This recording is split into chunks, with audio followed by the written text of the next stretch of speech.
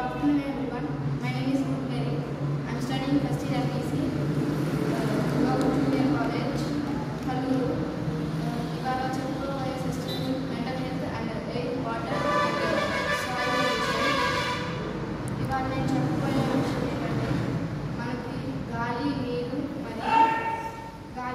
మరియు నేల అనేది ఎంతో అవసరం. ఈ మూడు లేకుండా మనం అసలు జీవించలేము. ముందుగా గాలి అనేది మనకి ఎంతో అవసరం. ఇది లేకుండా మనం శ్వాసించలేము, నిశ్వాసించలేము. ఈ గాలిలో కార్బన్ డైఆక్సైడ్, ఆక్సిజన్, నైట్రోజన్ అనేవి ఉంటాయి. ఇవి మనం తీసుకొని కార్బన్ డైఆక్సైడ్ బయటకు వదులుతాము. అలాగే కార్బన్ డైఆక్సైడ్, నైట్రోజన్, ఆక్సిజన్ ఇవి కాకుండానే ఇంకా వాహనాల నుంచి వచ్చే పొగ, ఫ్యాక్టరీ నుంచి వచ్చే పొగ ఇవి చాలా ఉంటాయి. ఇవన్నీ మనం శ్వాసించడం వల్ల మనకి చాలా ప్రమాదం ఉంది.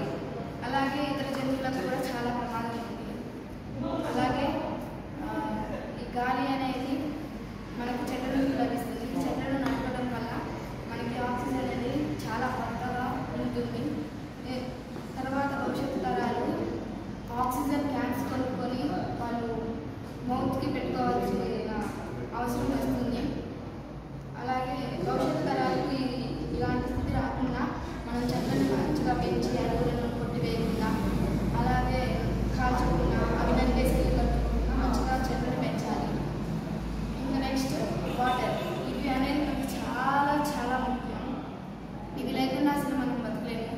ఎందుకంటే మనం ఏ పని చేసినా ఇవి మనకి అవసరం. ఎందుకంటే తాగాలి, చేతులు కడగాలన్నా, స్నానం చేయాలన్నా, నీళ్ళు తాగాలన్నా ఇవి మనకి చాలా అవసరం. వాటర్ 99% సాల్ట్ వాటర్, 1% మంచినీళ్ళు. ఇవి మంచినీరుని చాలా ఉపయోగించుకోవాలి. మనం మంచినీళ్ళు అనేది మనం అన్నం తిన్నప్పుడు, అలాగే మనకి దాహం బాగా అయినప్పుడు తాగుతాము. ఈ వాటర్లో మనం ఈ చెరువులను ఇంప్రూవ్ చేసి ఇల్లు కట్టుకోవడం వల్ల ఊరికి చాలా ప్రమాదం. ఎందుకంటే ఆ చెరువులు పూడ్చడం వల్ల పంటలకి వాటర్ అందకపోవడం ద్వారా పంటలు సరిగ్గా పండవు. అలాగే వానలు లేని టైంలో ఇవి చెరువులు ఈ పంటలకి చాలా ఉపయోగపడతాయి. పంటలకు చాలా ఉపయోగపడి మనకి మంచి ఆహారాన్ని మనకు అందిస్తాయి. అలాగే సముద్రంలో పెరిగే జీవులు ఎంత విశాలంగా పెరుగుతాయి. అక్కడ మనం చూడని జీవులు కూడా అక్కడ పెరుగుతాయి సముద్రంలో. ఈ సముద్రంలో చెత్త చెదారం, ప్లాస్టిక్ ఇలాంటివి పడేయడం వల్ల అందులో ఉండే జీవులు నశిస్తున్నాయి. అలాగే నీరు అనేది ఎన్నో జీవులకు ఉపయోగకరం. మనకే కాదు, ఈ భూమి మీద నివసించే జీవులకు అత్యంత అవసరమైనది నీరు. ఈ నీటిని మనం వృధా చేయకుండా సరైన టయానికి సరిగ్గా వాడుకుంటూ ఉండాలి.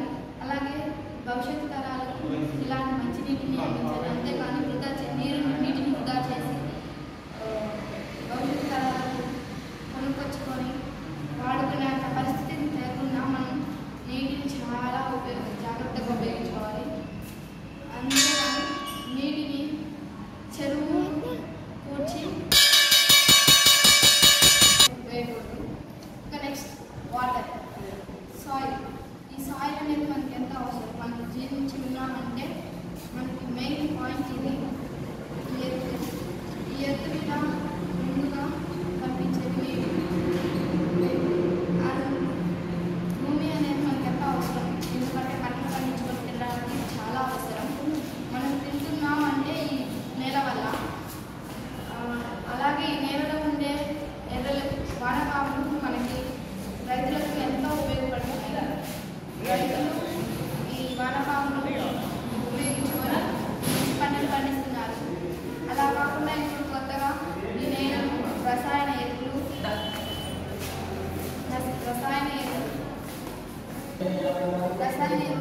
వల్ల ఈ భూమి అంతా నశిస్తుంది. భూమి సారవంతం తగ్గిపోతుంది.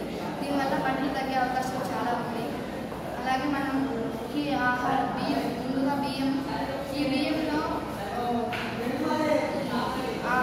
పంటలు తగ్గిపోవడం వల్ల ఈ బియ్యంలో కొన్ని ప్లాస్టిక్ బియ్యం కలుపుతున్నారు. ఇలా కలపకుండా భవిష్యత్తు తరాలకి ఇంకా ప్లాస్టిక్ బియ్యం అందించుకున్న